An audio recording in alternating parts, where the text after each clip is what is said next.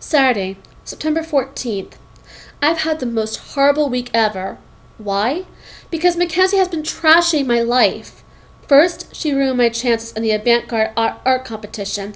Second, she dissed me by not inviting me to her party. Third, she ridiculed me by calling me uncivilized. Fourth, she publicly humiliated me by giving me an invitation and then uninviting me. Fifth, she tried to steal the one true love of my life, Brandon Roberts, by twirling her hair and flirting with him. I plan to spend my entire weekend just sitting on my bed in my pajamas, staring at the wall and sulking. Which, strangely enough, always seems to make me feel a lot better. My plans were completely ruined.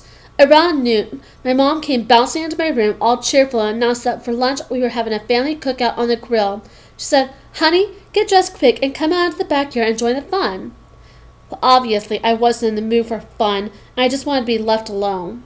I didn't like hanging out in our backyard because I have seen some fairly large spiders out there. I have a thing about spiders. They creep me out. Also, my physician has diagnosed me as being highly allergic to pests that suck human blood, such as spiders, mosquitoes, leeches, and vampires. My life motto is, bloodsuckers cannot be trusted. Anyway, when I went outside, my dad was all dressed up in his matching chef hat and apron that we got him for Father's Day. It said, "My dad is the world's greatest cook," but most of the letters had faded off in the wash, and it now says, "My dad eats sook." How we got that gift was actually kind of embarrassing. Mom drove me and Brianna to Walmart and gave us $30 to spend on a nice Father's Day present for Dad. But after Brianna bought a tattoo and tan fashion doll for $9.99 and I bought the new Miley Cyrus CD for $14, we only had $6.01 left over to use for Dad, which wasn't a whole lot of money. Lucky for us, I spotted these hideous hot pink chef hats with matching aprons and a clearance bin for only $3.87. We had a choice of Kiss the Cook, When Mama Ain't Happy, Ain't Nobody Happy, Detroit Pistons Rule, or My Dad is the World's Greatest Cook, and orange fluorescent lettering. And since the gift was dirt cheap, we still had like $2.14 left to buy a Father's Day card. But I convinced Brianna that Dad would much rather have a handmade card from us that she could make for free using notebook paper, crayons, and glitter. She totally bought into it, and I used the last few dollars to buy myself popcorn and an extra-large strawberry mango smoothie. The snacks tasted good, considering the fact I was starving at the time, and they came from a Walmart. Who would have thunk Dad would have loved that tacky gift so much?